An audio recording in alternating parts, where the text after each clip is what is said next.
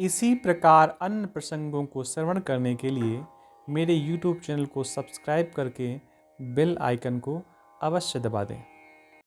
किसी का मजाक उड़ाना, उपहास करना, हास करना, विनोद करना, आमोद करना, प्रमोद करना, ये प्रत्येक शब्द के अलग अलग मतलब हैं।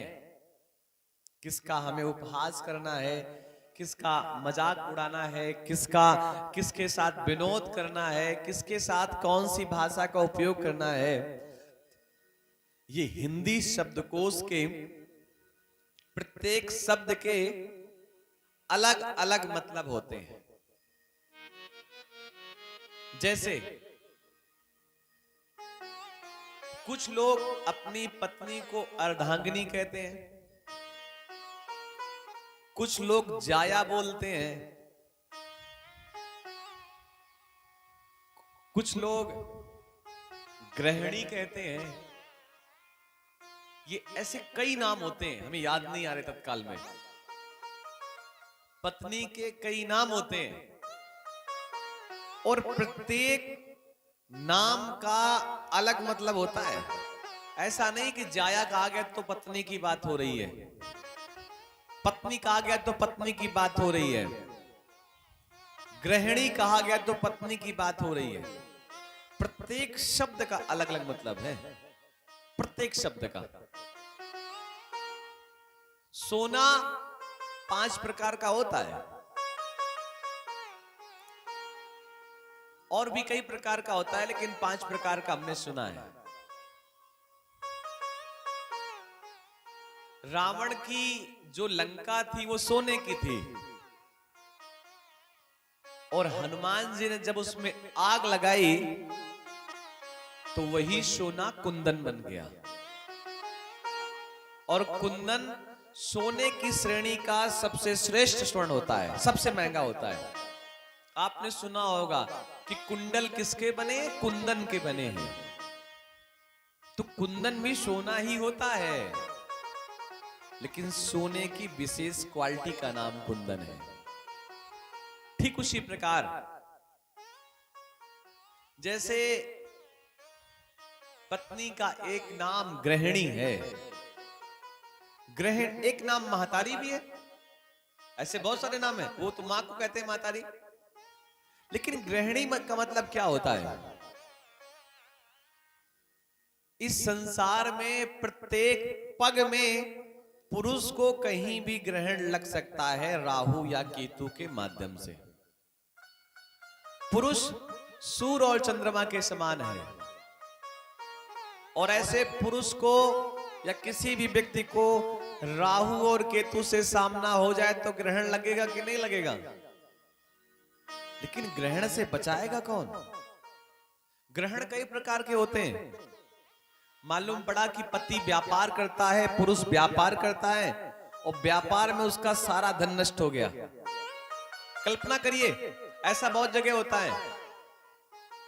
पुरुष के व्यापार में भयंकर घाटा आ गया।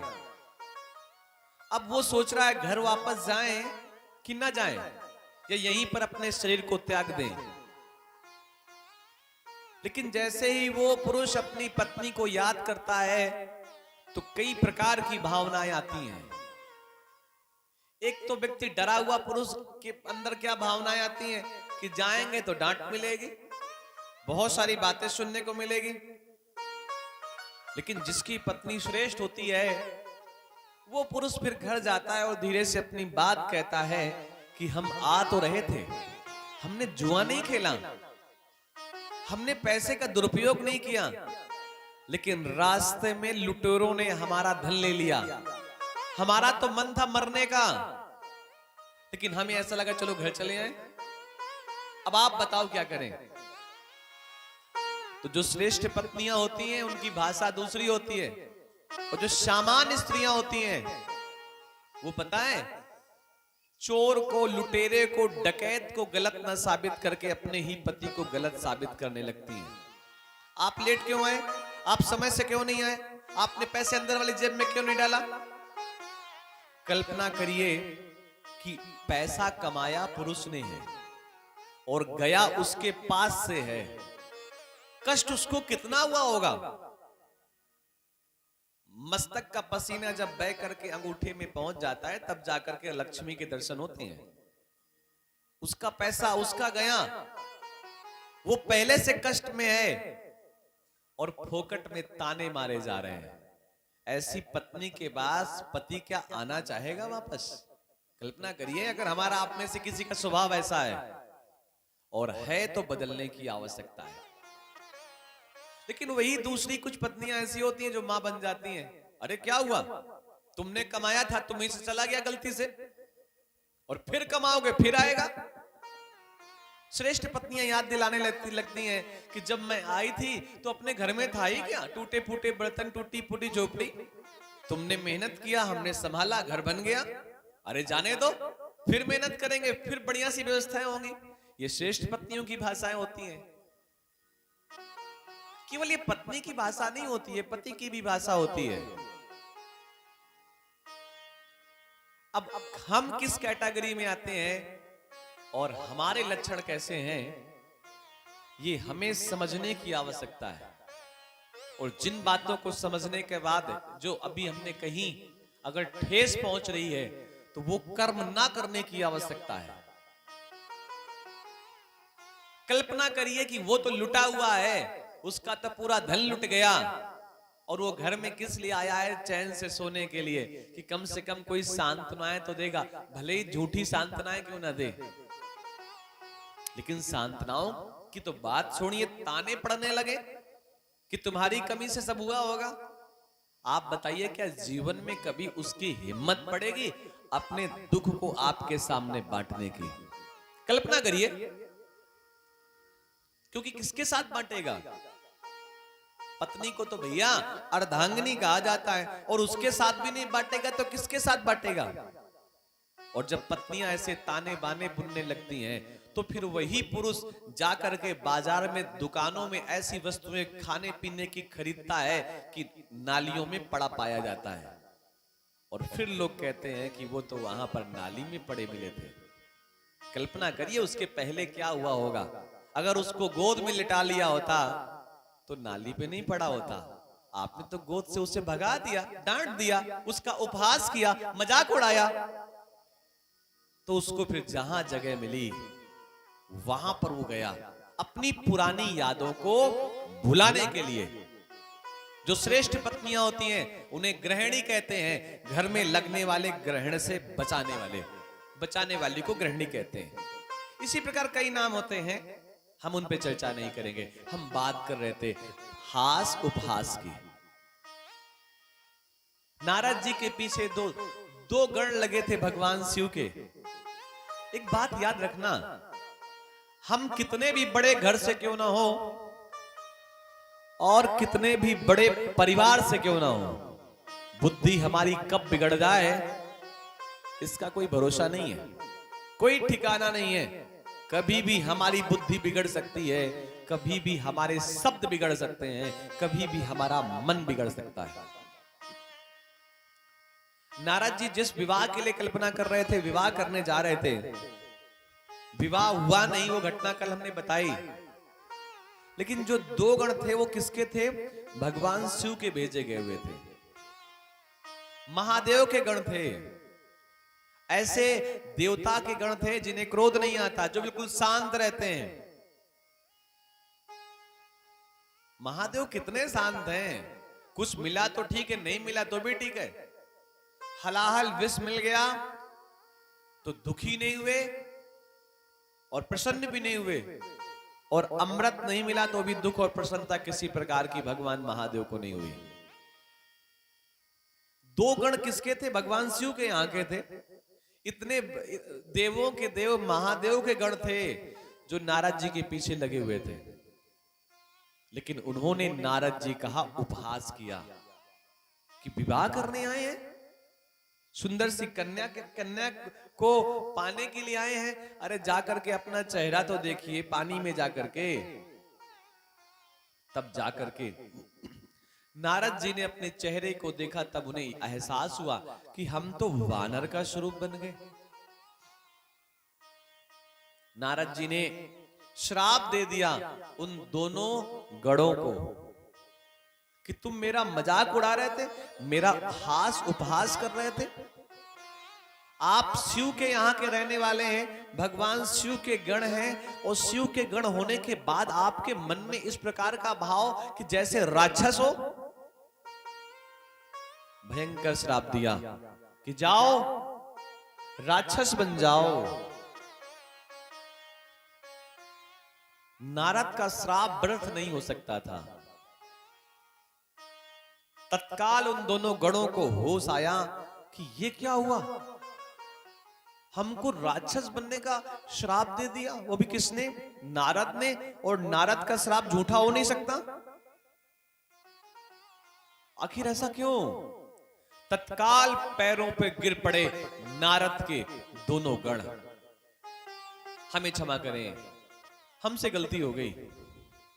और यही दोनों राक्षस अगले जन्मांतर में रावण और कुंभकर्ण हुए। और जन्म भी उनके, उस घटना पे हम विशेष चर्चा नहीं करेंगे। यही जन्मांतर में ये सब हुए। पैर पकड़ा नारद का कि भगवान हमसे गलती हो गई, हमें क्षमा करो। और राक्षस बनने का तो श्राप आपने हमको दे दिया, कम से कम कुछ मुक्ति का तो उपाय बताओ। तो भगवान नारद जी प्रसन्न भी हो गए। भाई अगर क्रोध भी आता है जिसको तत्काल, तो प्रसन्न भी तत्काल हो जाता है। नारद जी ने कहा कि देखो, हमने भगवान शिव की माया से मोहित होकर के हमने आपको कठिन श्राप दे दिया, लेकिन अब आप चिंता न करें, ये भगवान शिव की माया है और शिव की माया को कोई जान नहीं सकता। इसलिए मेरा श्राप तो आपको भुगतना पड़ेगा, लेकिन आशीर्वाद के रूप में मैं आपको एक वचन देता हूं कि स्वयं भगवान विष्णु आकर के आपका उद्धार करेंगे। ये नारद जी ने आशीर्वाद भी दिया। वीर्या मुनिवरस्यात्वा राक्षसे सत्वमादिशम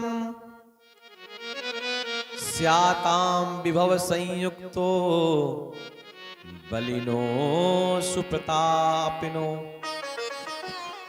यही दोनों गण मुनिवर विश्रवा के पुत्र हुए, जिन्होंने संपूर्ण दिशाओं को जीत लिया और राक्षस का शरीर प्राप्त किया। बलवान, वैभव युक्त और परम प्रतापी थे। एक बात और भी है, अगर कोई राक्षस है और वो बड़ा राक्षस है, इसका मतलब है वो पिछले जन्म में बड़ा देवता भी था, तभी तो बड़ा राक्षस बना है। रावण भी कोई ऐसे थोड़ी बन जाएगा, कुंभकर्ण कोई ऐसे थोड़ी न बन जाएगा। इसमें भी परमात्मा की कृपा है। आप कल्पना करिए कि जिसके प्राण राम के बाणों से गए हो, वो कितना बड़ा धन्य व्यक्ति होगा, कितना श्रेष्ठ व्यक्ति होगा। तो उच्च श्रेणी का पाप किया था, उच्च नारद का अपमान किया था, तो परिणाम में रावण और कुंभकर्ण बनने का श्राप दिया नारद जी ने, और फिर श्री हरि ने उनका उद्धार भी किया।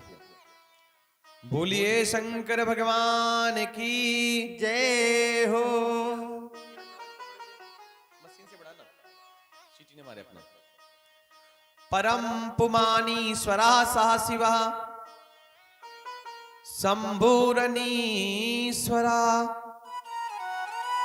शीर्षे मंदाकिनी धारी भाल चंद्र स्त्रिलोचन। देखिए, शिव के कई नाम हैं।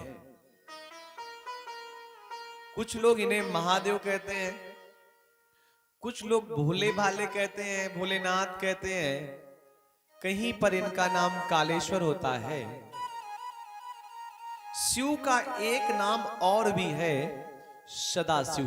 क्या नाम है बोलो भाई? सदाशिव। शिव का एक और नाम है आदिदेव। सदाशिव का मतलब क्या है कि राम को सदा राम नहीं कहा गया, कृष्ण को सदा कृष्ण नहीं कहा गया, लेकिन शिव को ही सदाशिव को कहा गया। क्योंकि शिव एक ऐसे देवता हैं जो तब भी थे जब राम आए, कृष्ण आए, लेकिन शिव वही बने रहे। वैसे तो प्रत्येक पुराण में अपनी अपनी महत्वता है, लेकिन एक जानकारी की बात बता दें कि इस धरती पर कई हजार बार राम का जन्म हो चुका है और कई हजार बार कृष्ण का भी जन्म हो चुका है। 1 2 3 4 5 बार नहीं। जो हम लोग राम कथा सुनते हैं, कृष्ण कथा सुनते हैं, ये तो अपनी जगह सब कुछ ठीक है, लेकिन कई हजार बार जन्म हो चुका है, कई हजार बार। लेकिन शिव जी हमेशा वही है। कितनी बार राम आए, कितनी बार राम आकर के चले गए, लेकिन भगवान महादेव में कोई परिवर्तन नहीं हुआ, वो वहीं के वहीं बने रहे।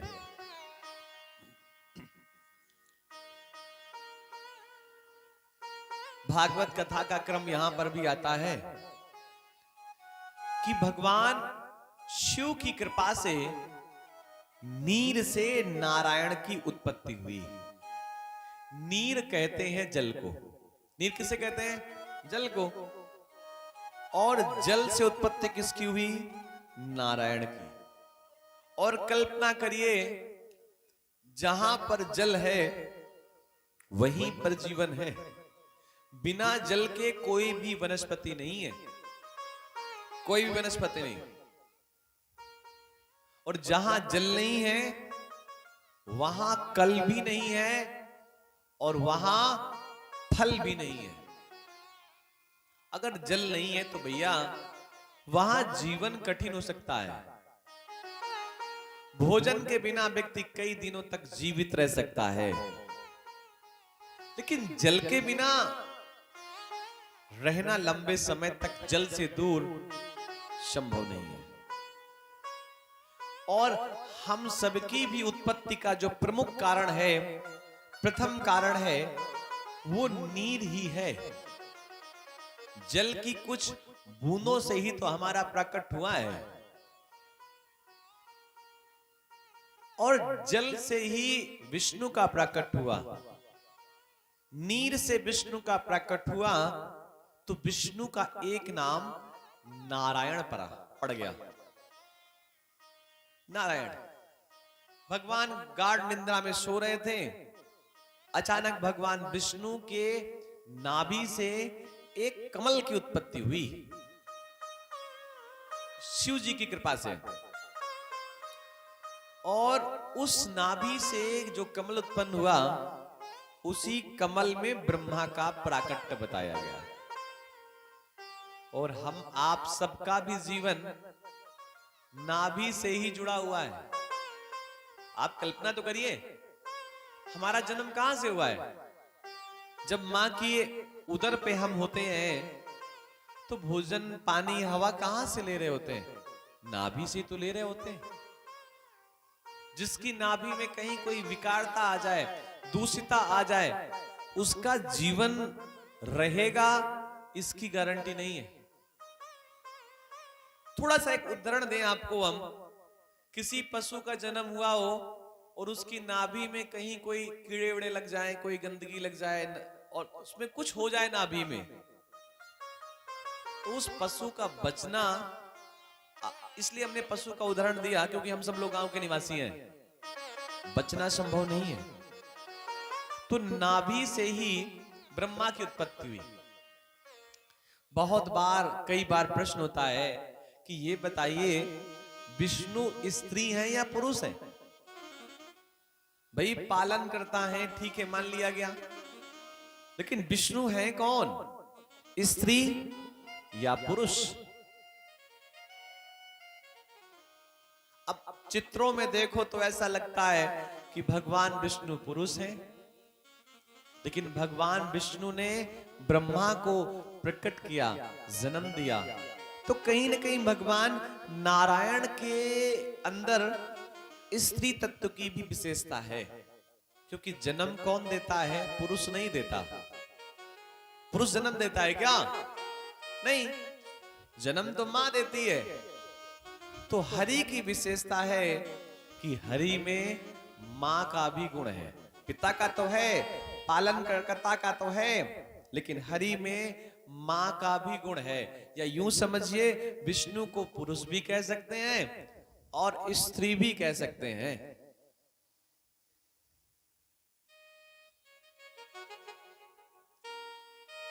ब्रह्मा का प्रकट हुआ तो ब्रह्मा को अपने आसपास केवल जल दिखाई दिया।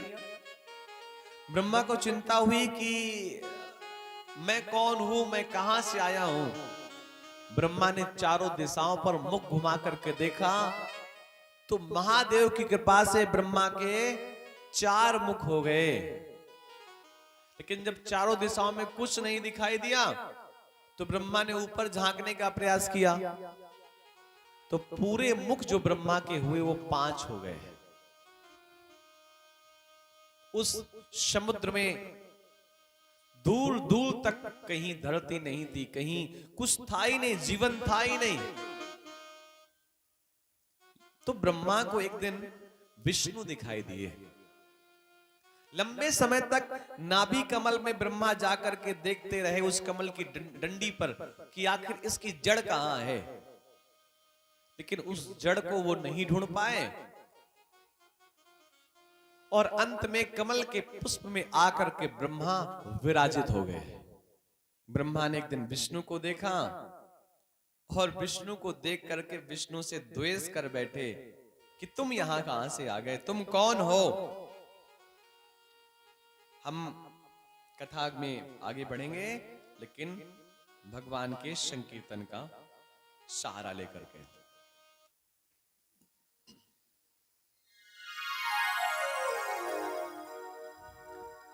आसरा इस जहां का मिले ना मिले, ईश्वर से प्रार्थना करेंगे।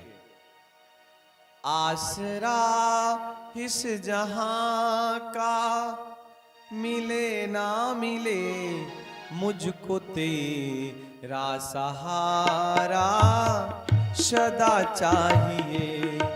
मुझको तेरा सहारा सदा चाहिए। आसरा इस जहां का मिले ना मिले, आसरा इस जहां का मिले ना मिले, मुझको तेरा सहारा सदा चाहिए। मुझको तेरा सहारा सदा चाहिए। आसरा इस जहां का मिले ना मिले, आसरा इस जहां का मिले ना मिले, मुझको तेरा सहारा सदा चाहिए। मुझको तेरा सहारा सदा चाहिए। क्यों सदा चाहिए? क्यों सहारा सदा चाहिए? उसके विषय में कवि कहता है, यहाँ खुशियां हैं कम और ज्यादा है गम। यहाँ खुशियां है कम और ज्यादा है गम। जहाँ देखो वहीं है भरम ही भरम। जहाँ देखो वहीं भरम ही भरम। मेरी चाहत की दुनिया बसे ना बसे, मेरी चाहत की दुनिया बसे ना बसे, मेरे दिल में बसेरा तेरा चाहिए। मेरे दिल में बसेरा तेरा चाहिए।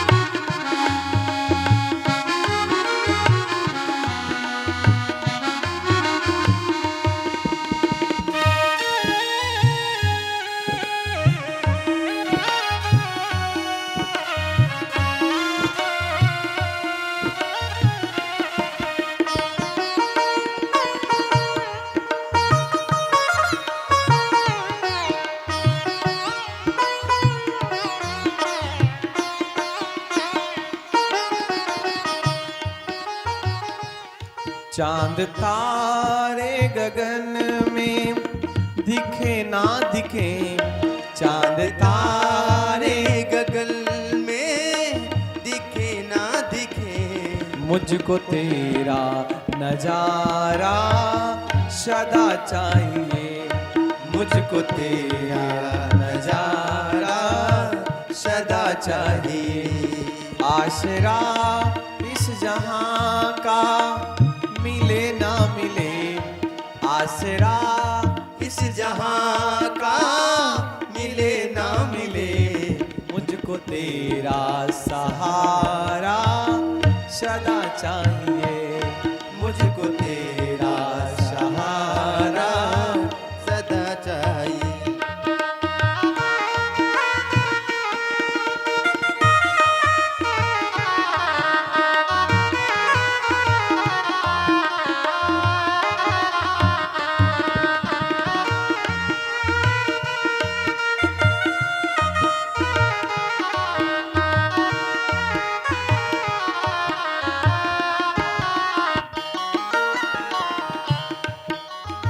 आप लोगों ने शहद खाया है ना, और शहद को जितना चाटा जाए उतना ही वो मीठा लगता है।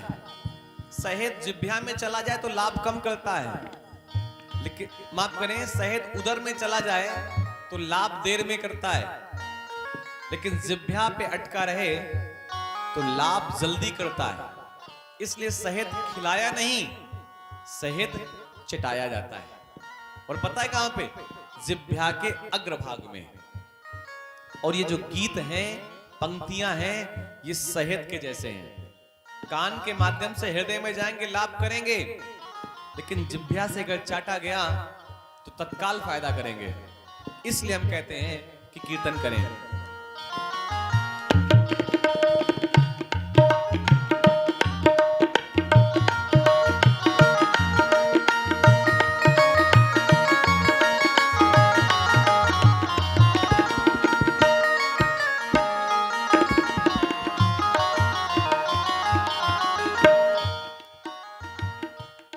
कभी बेराग है, कभी बेराग है, कभी अनुराग है, जहाँ बदले है वाणी वही बात है, जहाँ बदले है वाणी वही राग है। मेरी चाहत की दुनिया बसे ना बसे, मेरी चाहत की दुनिया बसे ना बसे, मेरे दिल में बसेरा सदा चाहिए, मेरे दिल में बसेरा सदा चाहिए।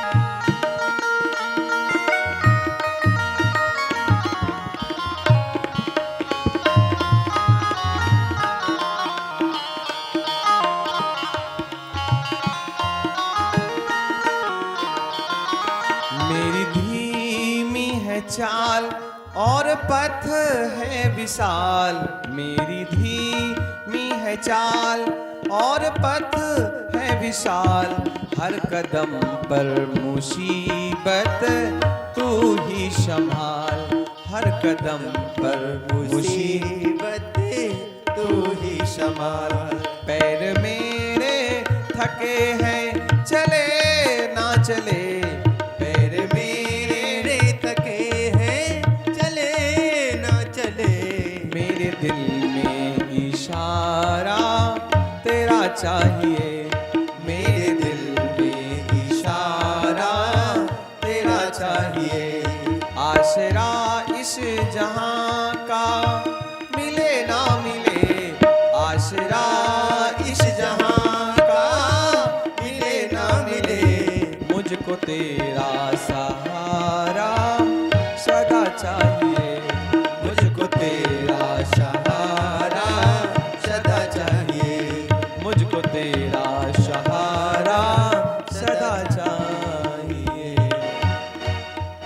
बोलिए महाकालेश्वर भगवान की जय हो। ब्रह्मा जी ने विष्णु को देखा और विष्णु ने भी ब्रह्मा को देखा। दोनों माया के वशीभूत थे। किसकी माया के वशीभूत? भगवान शंकर के, भगवान महादेव की। और भगवान महादेव की इतनी ज्यादा माया ने प्रभाव दिखाया विष्णु और ब्रह्मा के मध्य में कि दोनों में प्रतिस्पर्धा होने लगी। प्रतिस्पर्धा होना अच्छी बात है, लेकिन किसी की टांग खींच करके आगे बढ़ना ये अच्छी बात नहीं है। आप दौड़ में आगे बढ़े, कोई समस्या नहीं है। आप मेहनत में आगे बढ़े, कोई समस्या नहीं है। आप कर्म में आगे बढ़े, कोई समस्या नहीं है।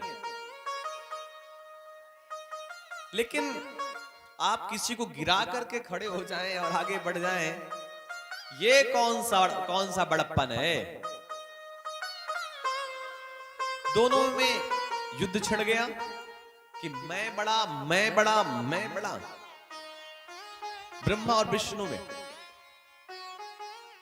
जब लंबे समय तक युद्ध चलता रहा और युद्ध की समाप्ति का कोई इशारा नहीं दिखाई दे रहा था, उसी समय भगवान शिव शब्दमय रूप में अग्नि स्तंभ के रूप में ब्रह्मा और विष्णु के मध्य में प्रकट हो गए। कौन? महादेव। और आज पहली बार शिवलिंग के रूप में प्रकट हुए हैं ब्रह्मा और विष्णु के मध्य में। कोई पूछे कि पहली बार जब शिवलिंग प्रकट हुए तो उनका आकार कैसा था, उनका रंग कैसा था? तो अग्नि स्तंभ के रूप में प्रकट हुए हैं महादेव। तो कल्पना करिए अग्नि का जो रंग कैसा होता है। उस प्रकार का रंग था महादेव के शिवलिंग का। अब आपस में झगड़ा कर रहे थे तो झगड़ा तो बंद कर दिया। ये कल्पना करने लगे कि ये है क्या अग्नि स्तंभ, इसकी जड़ कहां है और इसकी ऊंचाई क्या है। जड़ तलाशने के लिए विष्णु शुकर का रूप बन करके नीचे गए और ऊंचाई तलाशने के लिए ब्रह्मा हंस में आरूढ़ होकर के ऊपर गए, लेकिन ना तो जड़ पहुंच पाए, खोद पाए, और ना ही ऊंचाई पा पाए। किसकी? शिवलिंग की, कि कितना ऊंचा है और कितना नीचा है, कहां इसकी जड़ है, नहीं खोज पाए। ऊपर से केतकी का पुष्प गिरता हुआ नीचे आ रहा था। ब्रह्मा ने केतकी से कहा, क्या पता है ये जो अग्नि स्तंभ दिखाई दे रहा है इसकी ऊंचाई कितनी है? केतकी ने कहा, मैं कई लाखों वर्षों से गिर रहा हूं, लेकिन मुझे नहीं पता इसकी ऊंचाई कितनी है। प्रतिस्पर्धा ब्रह्मा और विष्णु के बीच में ये हुई थी कि जो इसकी ऊंचाई या गहराई को पता लगा लेगा वही बड़ा होगा। युद्ध हो रहा था ना दोनों में। ब्रह्मा ने केवड़े से कहा कि एक काम कर, मेरे साथ गवाही देने के लिए तैयार हो जा। किस बात की गवाही? कि अभी मैं नीचे जाऊंगा, विष्णु मुझे मिलेंगे वहां पर, और विष्णु पूछेंगे क्या तुमने इस अग्नि स्तंभ की ऊंचाई नाप ली? तो ब्रह्मा ने कहा, मैं कहूंगा हाँ मैंने ऊंचाई नाप ली। तो केतकी तुम कह देना कि हाँ ब्रह्मा जी सही कह रहे हैं, बस इतना कह देना, हाँ में हाँ मिला देना। किसी के झूठ में हाँ मिलाने का परिणाम क्या होता है समझिए। लोग कहते हैं हमने तो कुछ कहा ही नहीं था, हमने कहां झूठ बोला था, हमने तो हाँ भी नहीं कहा था, हमने तो ना भी नहीं कहा था। लेकिन हाँ और ना कह के या ना कह के अगर आप किसी व्यक्ति का सपोर्ट करते हैं तो जितना पाप का भागीदार वो है उतने ही पाप के भागीदार हम भी हैं। ब्रह्मा और विष्णु का मिलन हुआ। विष्णु ने कहा कि देखो हम तो ढूंढ नहीं पाए इसका स्टार्टिंग पॉइंट क्या है, इसकी शुरुआत कहां से, इसकी गहराई कितनी है। भगवान विष्णु ने सच सच बता दिया, लेकिन ब्रह्मा ने कहा हमें पता है इसकी ऊंचाई बस थोड़ी ही थी, हम देख करके आए हैं और तुमको हमारी बात पे विश्वास नहीं है ना, तो केतकी से पूछ लो, केवड़े से पूछ लो। केवड़े ने कहा हाँ ये ब्रह्मा जी सही बोल रहे हैं, उसी समय जो अग्नि स्तंभ के रूप में महादेव वहां पर प्रकट थे, महादेव ने अपने शिवलिंग का आकार वहां से त्याग दिया और स्वयंभू शिव वहां पर प्रकट हो गए।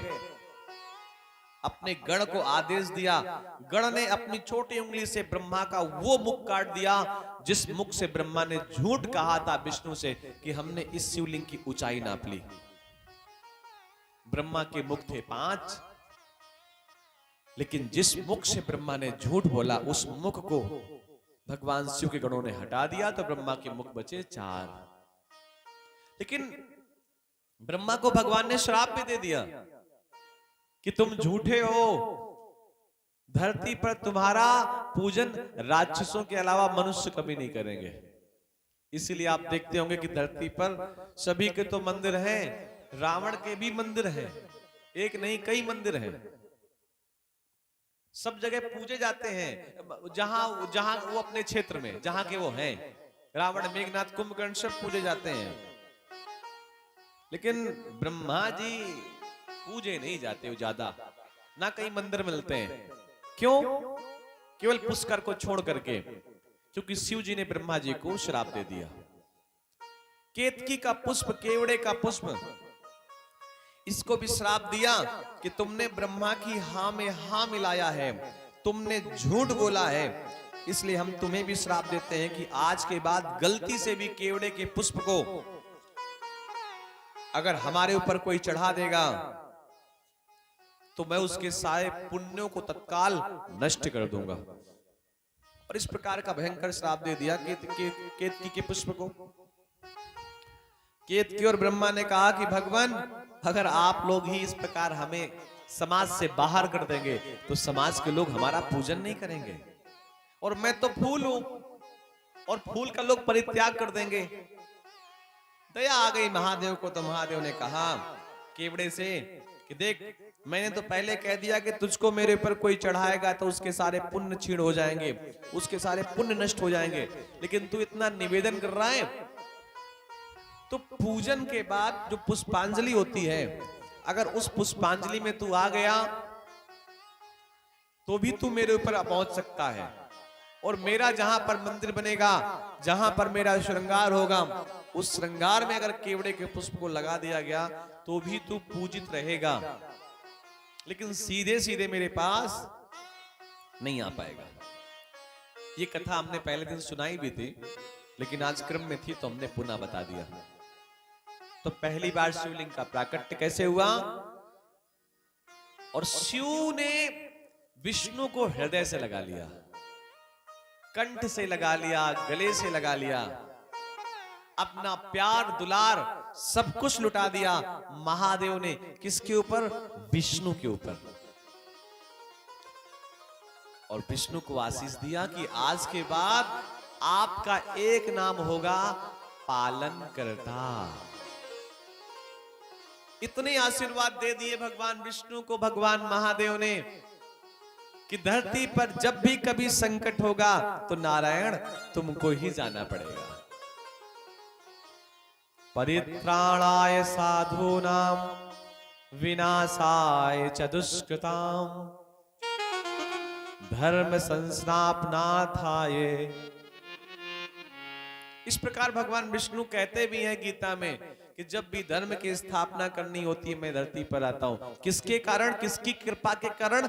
भगवान महादेव की।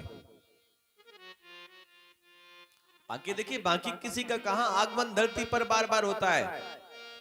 वही विष्णु कभी राम बन करके, कभी शूकर बन के, कभी कच्छप बन करके, और 24 अवतारों में कभी न कभी किसी न किसी अवतार पर धरती पर आते रहते हैं। भगवान महादेव की आज्ञा का और उनके प्रेम, वात्सल, करुणा, ये सब इन सब चीजों का प्रभाव है। भगवान शिव की पूजा के बारे में बताया गया। श्राद्धे चाग्रहणे चैवो पवासे प्रतिपदनिने अथवा सार्पसम तैलम न दुस्सेद ग्रहणम बिना। उच्छिष्टेनेव वस्त्रेण ना स्नानायात्सं कदाचन शुद्ध वस्त्रेण सा स्नायात् देव स्मृति पूर्वकम। वैसे तो बड़े कठिन नियम बताए गए पूजा के, उपासना के, लेकिन भैया जो भी आप करते हैं वही पूजा है। अगर आपको नहीं आता तो, अगर आप पहले जल चढ़ा देते हैं बाद में मिठाई चढ़ाते हैं तो भी ठीक है, और पहले मिठाई चढ़ा देते हैं बाद में धूप बत्ती फिर जल चढ़ाते हैं तो भी ठीक है। कम से कम जो कर रहे हैं इतना ही करते रहिए, इतना ही बहुत है। क्योंकि आजकल तो एक थोड़ा सा शर्मिंदगी का एहसास होता है जल में घर से लोटा लेकर के भगवान महादेव के मंदिर तक आने में। लोग क्या कहेंगे, बड़े पुजारी हो गए। अच्छा, एक बात और भी है कि जब भगवान की कोई ज्यादा भक्ति करने लगता है तो कभी कभी भगवान उसको कष्ट भी दे देते हैं। तो मोहल्ले वाले कहते हैं कि अरे देखो लोटा लेके जा रहे थे, कष्ट इन्हीं को सबसे ज्यादा है। भक्ति से क्या फायदा है? व्यर्थ का जल बहा रहे हैं, व्यर्थ का दूध बहा रहे हैं, व्यर्थ का कौड़ा वनस्पतियां भगवान के ऊपर चढ़ा रहे हैं।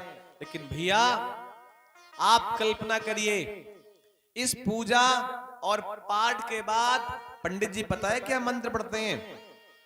सर्वे भवन्तु सुखिना सर्वे सन्तु निरामया सर्वे भद्राणि पश्यन्तु मा कश्चित् दुख भाग भवेत्। आप देखिए सनातन धर्म की सुंदरता, खूबसूरती, इसका प्यार दुलार सनातन धर्म का। कि पूजा के बाद पता है क्या कहा जाता है? ये नहीं कहा जाता हम प्रसन्न हो ना, मेरा भाई प्रसन्न हो जाए ना, मेरी मां को सुख मिले ना। सर्वे भवन्तु सुखिना। सनातन धर्म में जब भी पूजा पाठ प्रक्रिया की जाती है तो किसकी कल्पना की जाती है? कि सभी सुखी हों। सर्वे सन्तु निरामया सर्वे भद्राणि पश्यन्तु, किसी को दुख छू करके भी ना जाए, ऐसा हम ईश्वर से प्रार्थना करते हैं। ये सनातन धर्म की खूबसूरती है। बाकी जो दूसरे हैं पंथ, उनके किसी पंथ में कहा जाता है लव नेबरहुड, कहीं कहा जाता है पड़ोसी को प्यार करो, कहीं इसको प्यार करो, बस इतना ही है। पूरे संसार को प्रेम करने की बात नहीं कही गई। और पूरे संसार को प्रेम करने की बात तो भैया केवल धर्म में कही जा सकती है, जो सनातन धर्म है। अच्छा है क्या कि जो सनातन धर्म है ये जड़ है, सभी की उत्पत्ति यहीं से हुई है। तो बाकी लोग भी जो इससे टूट करके बिखर करके जिन्होंने अपना नया रास्ता बनाया ना, उन्होंने भी अपने नाम के आगे धर्म जोड़ना शुरू कर दिया। अपने मजहब के आगे क्या जोड़ना शुरू कर दिया? धर्म। क्यों? क्योंकि धर्म बड़ी चीज है, धर्म बहुत बड़ी चीज है। तो हमारा भी मजहब बड़ा हो जाए, इसलिए एक शब्द चुरा लिया, क्या? धर्म, और अपने मजहब के साथ जोड़ने लगे। ये धर्म वो धर्म। सनातन धर्म की खूबसूरती तो देखिए। भगवान शिव की पूजा के लिए क्या करना चाहिए और कब पूजन में क्या क्या नियम, इसके लिए बताया गया कि श्राद्ध, ग्रहण, उपवास और प्रतिपदा के दिन शरीर में किस दिन तेल का उपयोग करना है या नहीं करना है, ये भी नियम बताया गया है ग्रंथ में। कि अगर श्राद्ध का दिन हो उस दिन व्यक्ति को शरीर पर तेल का लेपन नहीं करना चाहिए। ग्रहण काल में अपने शरीर पर तेल का लेपन नहीं करना चाहिए। उपवास हो किसी दिन आपका व्रत, उस दिन भी तेल का उपयोग नहीं करना चाहिए। और प्रतिपदा को, उदाहरण के रूप में जैसे श्रावण महीना का पहला दिन था, उस दिन भी तेल का उपयोग नहीं करना चाहिए। लेकिन पता है ये कितना पुराना ग्रंथ है, कल्पना करिए। इसमें कहा गया ये सब नियम बताएं अलग अलग वनस्पतियों से बने हुए तेल के लिए है, लेकिन सरसों के तेल के लिए कहीं कोई नियम नहीं लिखा।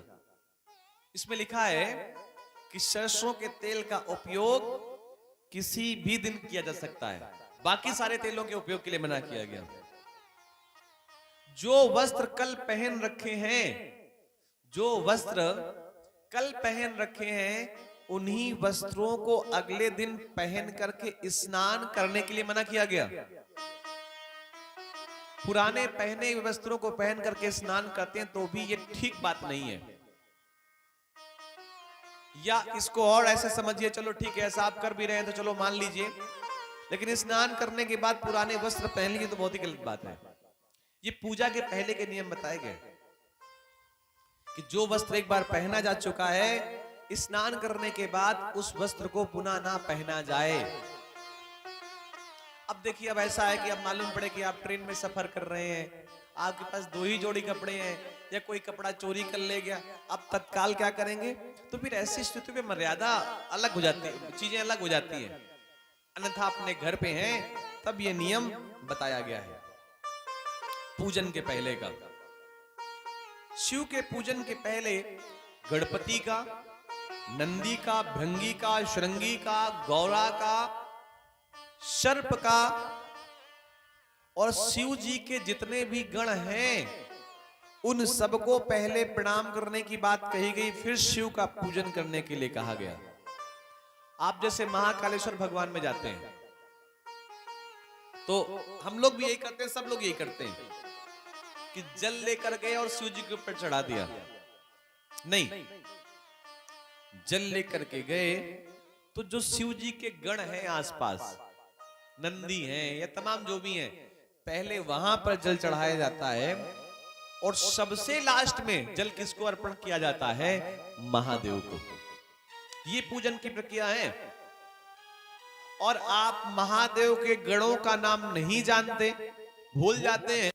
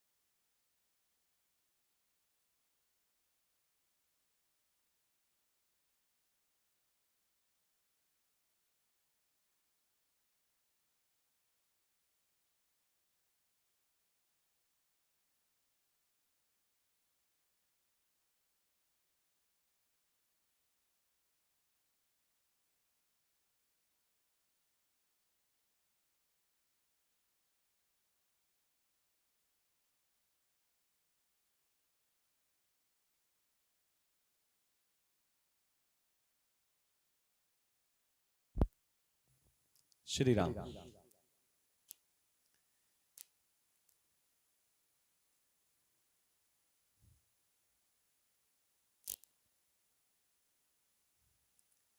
इतना तो करना स्वामी, जब प्राण तन से निकले। इतना तो करना स्वामी, जब प्राण तन से निकले।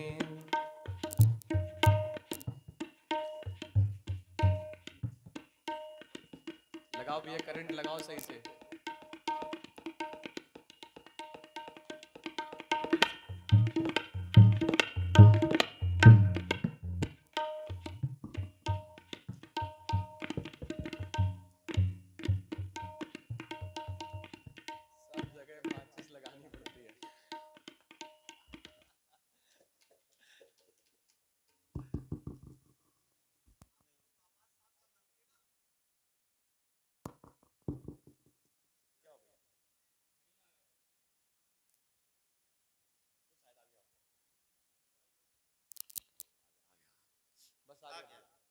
ऐसे खड़े रहो, पकड़े। इतना तो करना स्वामी, जब प्राण तन से निकले। इतना तो करना स्वामी, जब प्राण तन से निकले।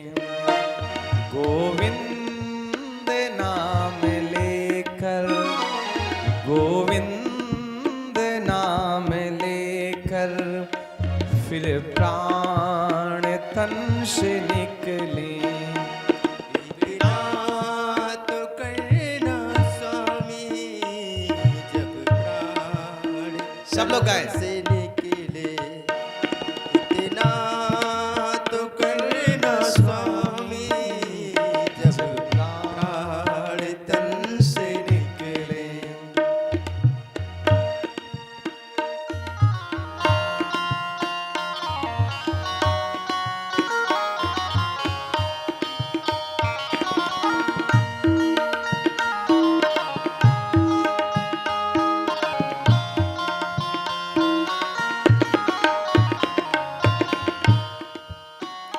श्री गंगा जी का तट हो, यमुना का बंसीवट हो। श्री गंगा जी का तट हो, यमुना जी का तट हो, मेरा सांवरा निकट हो, मेरा सांवरा निकट हो। जब प्राण तन से निकले, मेरा सांवरा निकट हो, जब प्राण तन से निकले।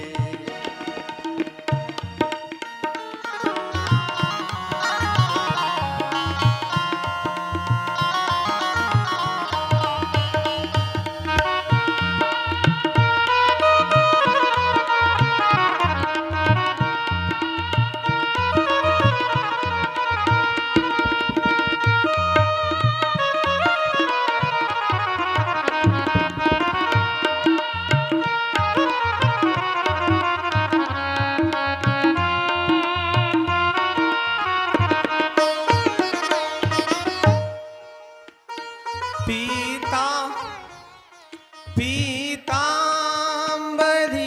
कसी हो,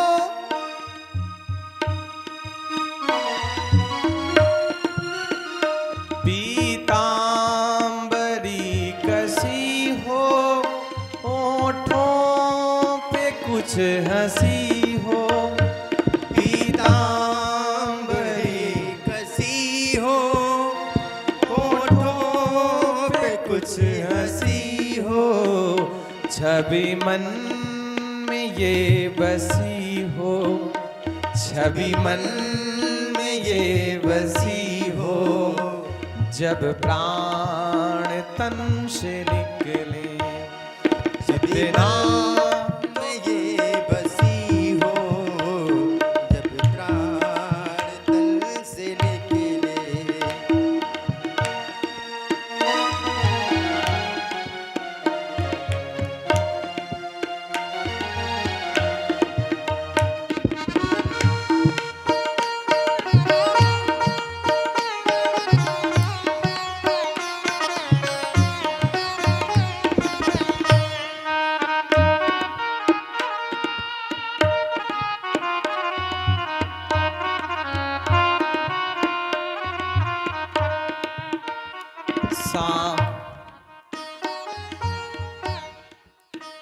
सिर सोहे नाम मुकुट हो, मुखड़े पे काली लट हो। सिर सोना मुकुट हो, मुखड़े पे काली लट हो। यही ध्यान मेरे घट हो, यही ध्यान मेरे घट हो। जब प्राण तन से निकले, यही ध्यान मेरे घट हो, जब प्राण तन से निकले। इतना तो करना स्वामी जब प्राण तन से निकले। इतना तो करना स्वामी जब प्राण तन से निकले। इतना तो करना स्वामी जब प्राण तन से निकले।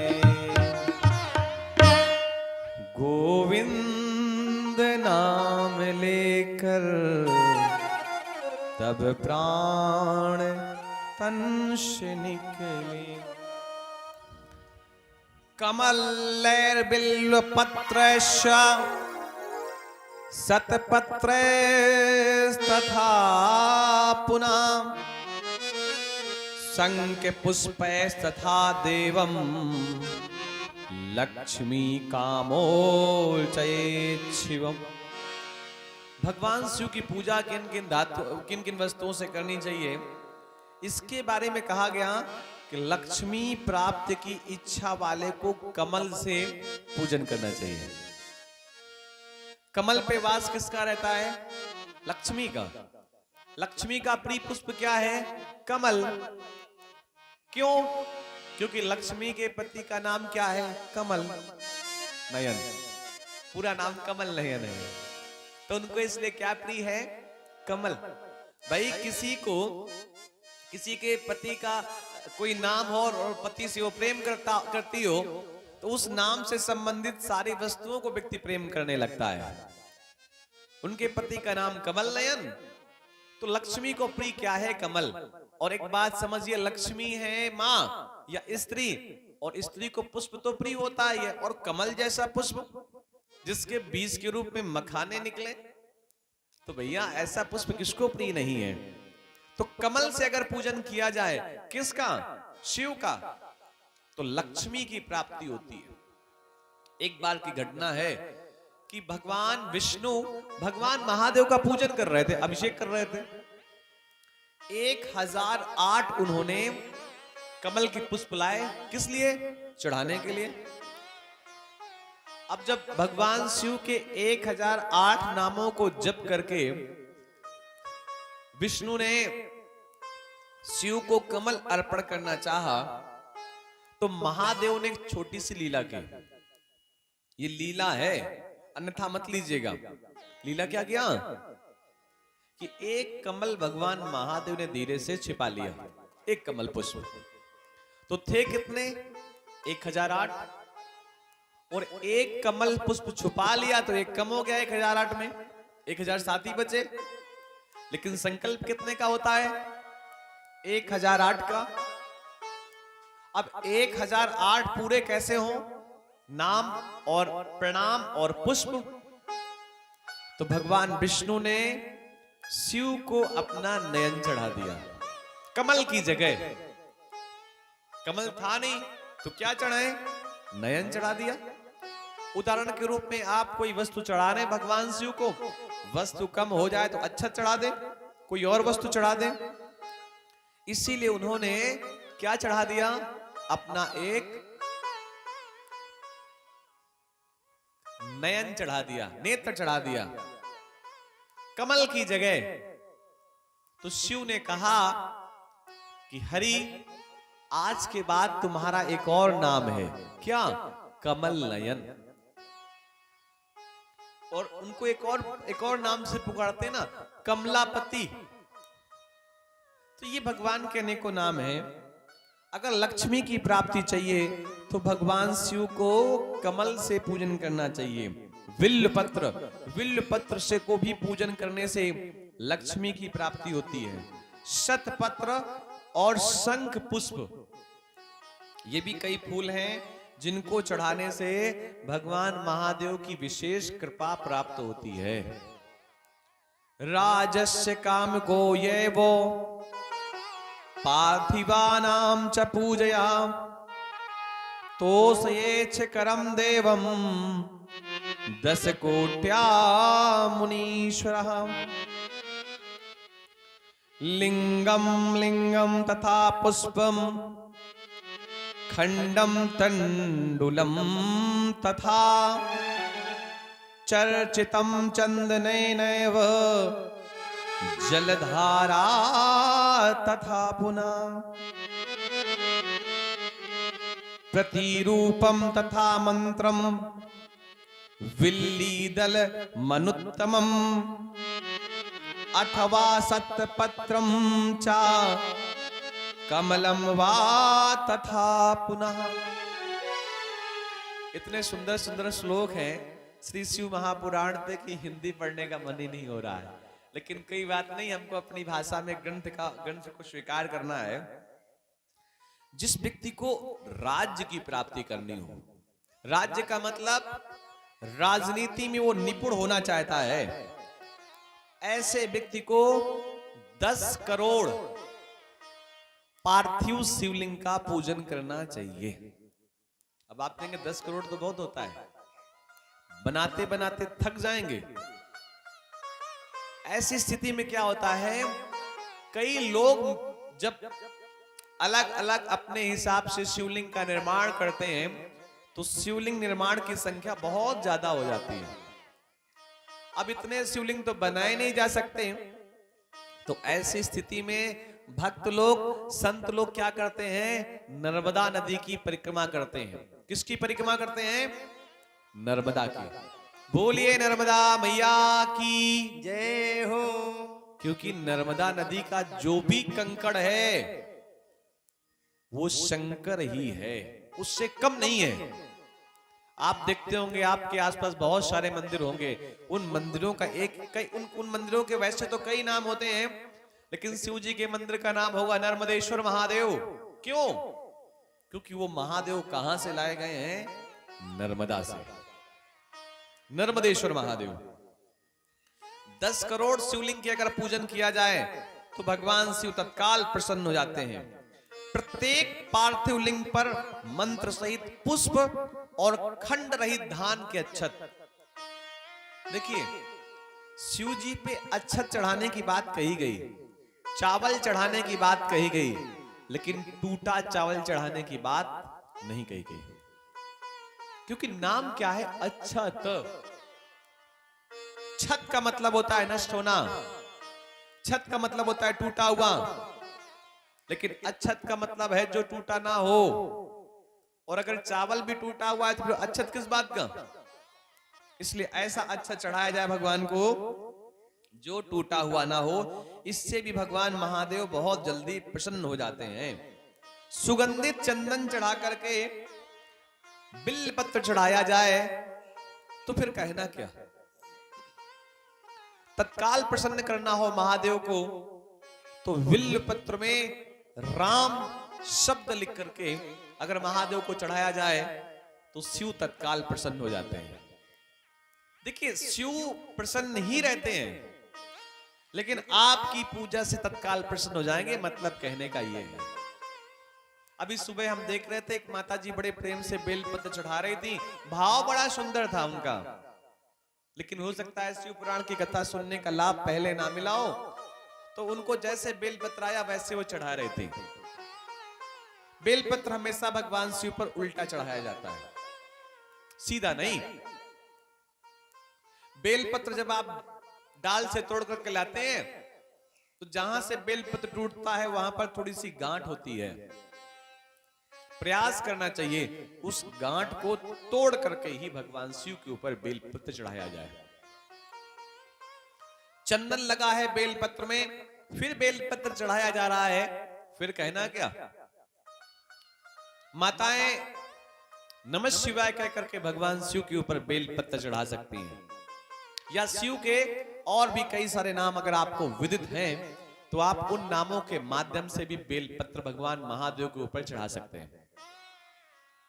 नमः शिवाय या फिर शिवाय नमः, श्री शिवाय नमस्तुभ्यम, यह भी बहुत बड़ा मंत्र है। इस मंत्र का भी जिह्वा के माध्यम से पुकारने के बाद बेलपत्र भगवान शिव पर चढ़ाया जा सकता है। शिव की महिमा है ये। और आज शिवालय में बहुत भीड़ थी। आज शिवालय में प्रातः काल बहुत भीड़ थी, हमने देखा।